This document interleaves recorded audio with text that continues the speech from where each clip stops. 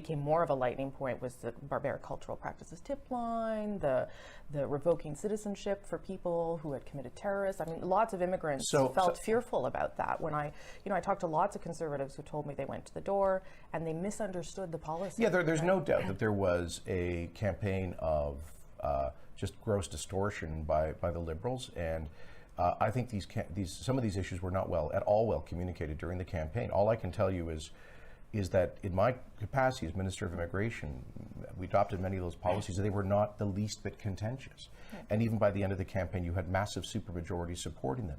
Where the Liberals went around, let me be absolutely blunt, they created a whisper campaign and handed out sort of unofficial flyers telling people that if their child who was born in Canada had a traffic bylaw infraction, they were going to be deported. Well, this is, of course, absolutely absurd. But one thing I've learned in politics is it's much easier to tell a simple lie than a complicated truth. As Mark Twain said, sometimes the lie can get halfway around the world before the truth can put its boots on. There's the kind of context in which we were operating, and perhaps we didn't foresee that degree of cynicism by our adversaries that perhaps we ought to have.